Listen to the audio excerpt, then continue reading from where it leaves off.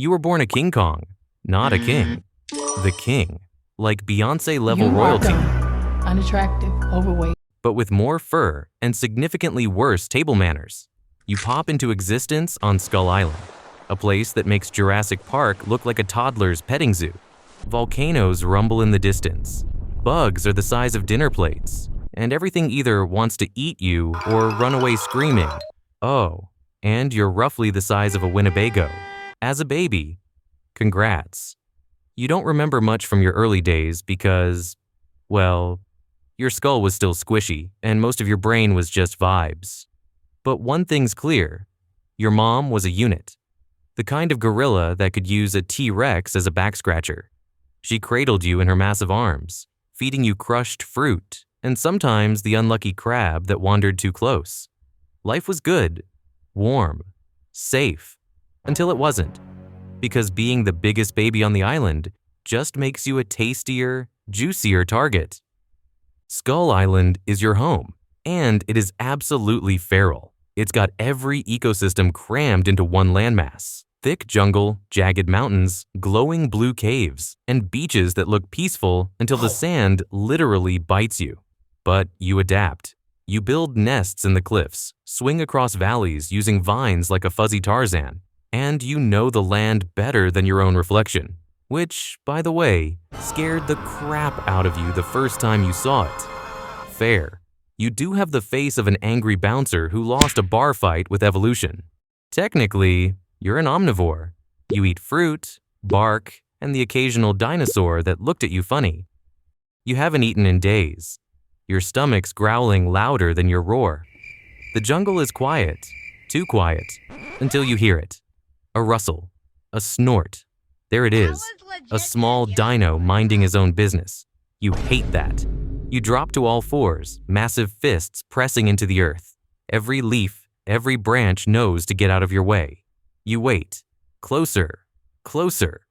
And bam! You explode from the underbrush like a hairy freight train, slamming into the beast with everything you've got. It roars. You roar louder. It bites your shoulder. You punch it in the jaw. The jungle becomes your wrestling ring. With a final uppercut and a spine-shaking roar, the predator collapses. You stand over it, chest heaving, victorious. Dinner is served, extra crispy. Adulthood hits like a coconut to the face. You're now over 60 feet tall, with arms that could slap a plane out of the sky and a chest so broad you make the rock look like a bean sprout. Your footsteps shake trees. Birds evacuate the area when you yawn. But power has a price. You're alone. You're the only one left of your kind, king of a kingdom with no court. And that loneliness? It hits harder than any skull crawler. Still, you endure. That's the Kong way. You spend your days patrolling the island, fighting off invaders, and protecting your land. And you look amazing doing it. Your land, your rules, and sometimes challengers roll in thinking they can take the crown. You've brawled with everything, from giant serpents and raptors to a weird squid crab hybrid that tried to uppercut you with its face. You fight with your fists, your roar, even smash it with rocks when it gets real personal. Each battle ends the same. You standing tall, chest heaving, probably with at least one scar to remember it by. Your worst enemy? The skull crawlers. These soulless land snakes crawl out of the earth like hell's interns and always come in waves. You crush, rip, and tear until they stop. You're not just a survivor. You're the bouncer of Skull Island. So, here's the awkward part. You've tried to flirt. Once. You could have had another Kong. A giant, hairy, roaring partner who knew how to body slam a dinosaur and climb a mountain without falling off. But no, you went for her.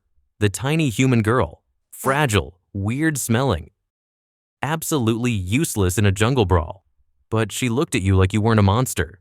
She didn't flinch when you roared. She didn't run when you moved. And somehow, that mattered more than size, strength, or species. You, the last King Kong, fell for someone who couldn't even peel a banana without help. What can you say? Love's weird. You never got the chance to be a dad. Sometimes you dream of it, a tiny Kong running behind you, learning to thump their chest, teaching them how to grab snacks from a tree without it falling on their head. You would have been a great dad, protective, gentle, probably a little dramatic, but dreams don't always survive Skull Island. Maybe they come to fight you. Maybe they come to capture you.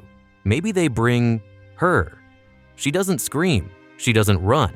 She touches your nose, and for the first time in years, you don't feel like a monster. You remember you are not just a beast. You are a king, the last guardian of a wild, lost world. And when the end comes, whether it's from bullets, bombs, or time itself, you don't die with a whimper. You go down roaring, because you're not just Kong, you're King Kong, the legend, the last of your kind, forever feared, forever remembered.